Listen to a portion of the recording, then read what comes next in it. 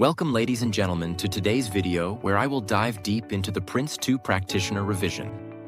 In today's video, I will go through sample questions from my PowerPoint presentation, covering 100 different questions focused mainly on what Prince2 Practitioner examiners are looking for as they test the exams.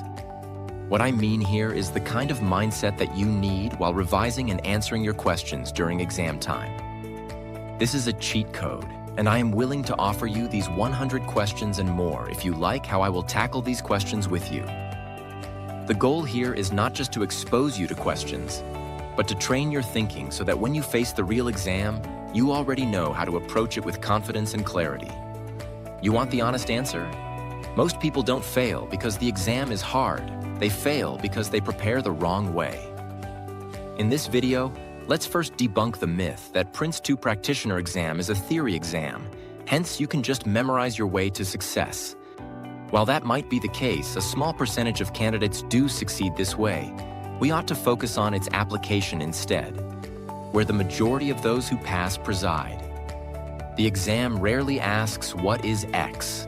It asks, "Is this a correct application of X, and why?" Many candidates memorize definitions but struggle to apply them to scenario-based questions, and that is exactly where they lose marks without even realizing it. Other candidates barely read the question carefully, hence miss the key phrases that are common with Prince2 Practitioner exams. If you have done or redone Prince2 Practitioner exams before, you noticed how wordy their questions are, and that's the trap. The questions are deliberately wordy and contain subtle traps. The difference between a correct and incorrect answer often comes down to one key phrase, like who is delegating or which document something is recorded in. If you don't slow down and identify that key phrase, you are already at risk of choosing the wrong answer even if you understand the concept. Also, remember that there are some concepts that are made similar to deliberately confuse the candidate. For example, business case versus project brief. Team plan versus stage plan versus project plan. Project assurance versus project support. Senior user versus senior supplier. Remember, these can also be confusing to ChatGPT or Claude AI, so it is always important to double-check your answers as you revise. Another way that students fail this exams is because they rush through the scenario.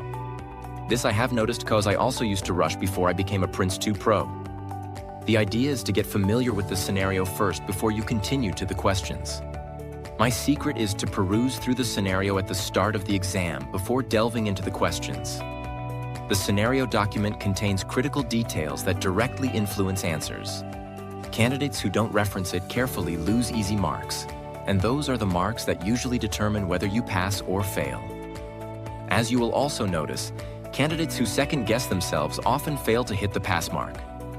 Some questions have two very close options. Overthinking leads to changing correct answers to wrong ones. This is very true. Go with the first instinct. Most of the time, your first answer is based on your actual understanding, while your second answer is influenced by doubt and pressure. Let's look at question 1 of the presentation on your screen. Here, we will mainly use the Lewistown Shopping Center modernization project as the case scenario, so make sure to have it with you as reference. The first question on your screen asks, why the action by the project manager a good application of the tailor to suit the project principle? Look for the key phrase, tailor to suit the project. The tailor to suit the project principle is about adapting Prince2's themes, processes, and management products to suit the project's environment, size, complexity, and context, including incorporating relevant supplier or organizational standards into the project's approach. Thus, the correct answer is B. Remember, whenever you see a question about adapting existing organizational or supplier standards, methods, or procedures into the project's management approach, think tailor to suit the project immediately. Let's see, CO2 emissions target of 20% plus CEO of Buildy Brick. Responsible for reviewing the design, this reads sustainability management approach all over. So you can match it with B. In the next slide, we check the options considered and rejected.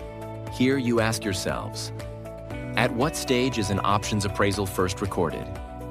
Considering and rejecting alternatives is an options appraisal recorded in the project brief under the outline business case. Thus, it matches to C.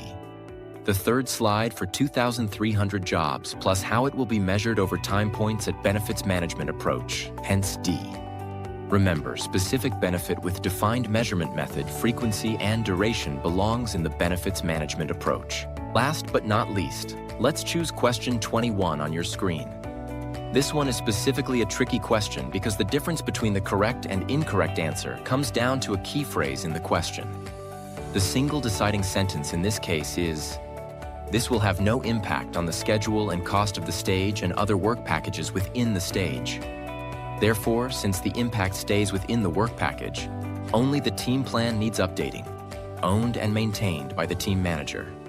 The key facts in this question are clear. Rework has no impact on stage schedule and cost. Finishes within work package timescales. Impact is contained entirely at team plan level. Therefore, answer is D, team manager.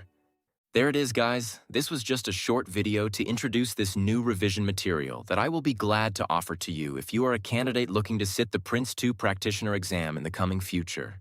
You can reach out to me via WhatsApp or email given in the video description. The material contains 100 sample questions from past papers that I have sat before, and more importantly, the reasoning behind each answer so you can truly understand how to pass this exam the smart way. I also offer other services like bypassing the Prince2 Proctor exam to help you do the exam and pass on the first attempt.